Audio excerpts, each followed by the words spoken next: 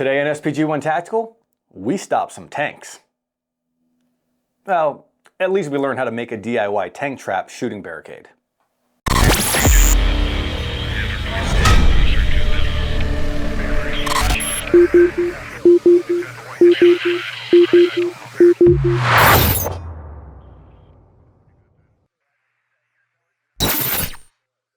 If you spent any time around the precision rifle competition circuit or ranges, you may have come across a wooden barricade comprised of 3 pieces of lumber crisscrossed in a 3-way X fashion. This barricade is aptly named a tank trap as it's designed after the Czech Hedgehog anti-tank obstacle created in the 30s and used pretty extensively in World War II. The wooden tank trap can be made in several ways and to the builder specifications, but for this video we're going to use 4x4 pressure treated lumber as it's more cost effective and lighter than something like 6x6 and cheaper than most prefabricated tank trap frames for sale that still require you to purchase 4x4s. Now the benefits to prefabricated frames is time, and there's no worry of the trap collapsing on itself if set up improperly. The downside is cost, and that unless you remove the lumber, the trap is stuck in the open position. The benefits to a DIY setup is cost, and if you want, you can fold the trap into a smaller profile for storage. Now, before we get into building this thing, I want to make clear that this is not some special SPG1 Tactical way of building a tank trap. There's nothing proprietary, new, or anything that I'm claiming is designed by me. I took multiple different resources and built one to my standards that I'm sharing here in a hopefully easy way to understand and answering some questions that I had while building my own. So let's jump into a voiceover montage of how to build this thing, and then we'll discuss some options and notes at the end.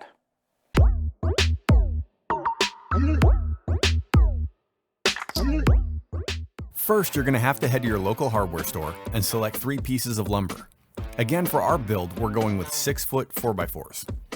You'll also need to grab a couple of bolts long enough to go through the 2 pieces of lumber, 4 washers, and 4 locking nuts. If you want to add a 3rd locking bolt, you'll need to add a 3rd set with an optional butterfly nut. We decided to go with 1/2-inch bolts 8 inches long. You'll need some way to tighten these bolts, so some combination of wrenches, ratchets, or drivers. And you'll need a drill with drill bits with a bit large enough to create a hole for your bolts. Next, you'll want to measure the actual length of the 4x4. You could cut to your desired length initially or leave it as it is, but we're going to find the halfway point and make a mark. Using a straight edge, we marked around the entire center of the 4x4 to make sure it was clear where the exact center was located. Then we need to measure and mark the center of the width of the 4x4. Start with a small drill bit and make sure it's nice and straight into the wood and begin to bore out your bolt hole. You can progressively use larger bits until you reach your bolt-sized bit. If your bits aren't long enough, you may need to rotate the board to drill from both sides to get the hole all the way through. Repeat this process for a second 4x4. You can now take your first 2 pieces of lumber along with 1 bolt, 2 washers, and 1 locking nut and connect them together, and then tighten them down. You should now have your first 2 pieces together in an X shape. From here, you have to offset the 3rd piece in between your first X shape. Keep in mind, you can't just drill through both centers as the bolts would cross each other. So what I did was place the center of the 3rd piece in between the connection of the 2 X pieces and mark where the board sat. I could then find the center point of the 2nd connection. And again, you'll progressively drill out your bolt holes. Once you have both of your new holes drilled, you can line them up and place in the 2nd bolt, 2 washers, and the locking nut, and tighten them down. We now have our basic tank trap completed. If desired, you can add some spray paint. What I did was take my 3rd offset leg and make it a different color from my initial X, though this isn't necessary. And at this point, the trap is complete. If you want to, you can cut the board so that they're all equal length, and you can add a 3rd bolt through the support leg and 2nd piece if you like. The 3rd bolt would make the trap usable in any orientation, but you'd also probably want to use a butterfly nut to make sure that it doesn't slide out.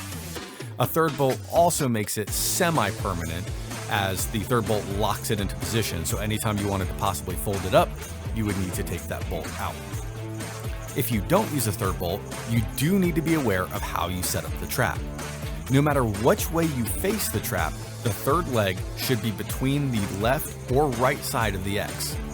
If the leg is below or above, adding weight to the top of the trap will cause it to collapse. Having the third leg in one of the sides of the X will keep the structure from collapsing. Now that it's all set up, it's time to get out and use it.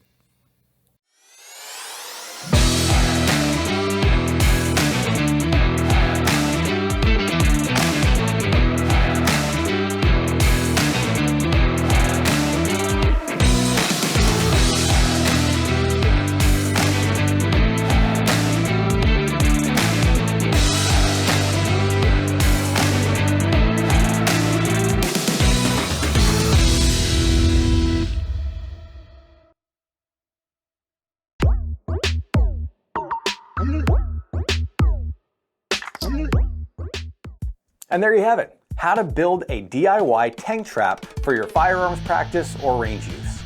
If you have any suggestions or lessons learned from building your own trap, please let us know in the comment section. If you found this video useful, use those trigger fingers to tap or click on those like and subscribe buttons, as that greatly helps the channel grow. After you've built your tank trap and subscribed to the channel, head over to SPG1Tactical.com, where you can find S2S 5-in-1 Gun Lube, endorsed gear, book suggestions, SPG1 Tactical t-shirts, and a copy of the book that I helped to co-author, The 6 Bullets You Can't Leave Home Without. If you're looking for outstanding training, check out Intuitive Self-Protection at intuitivesp.com or the ISP Facebook page, where you can find course schedules, videos, and student testimonials.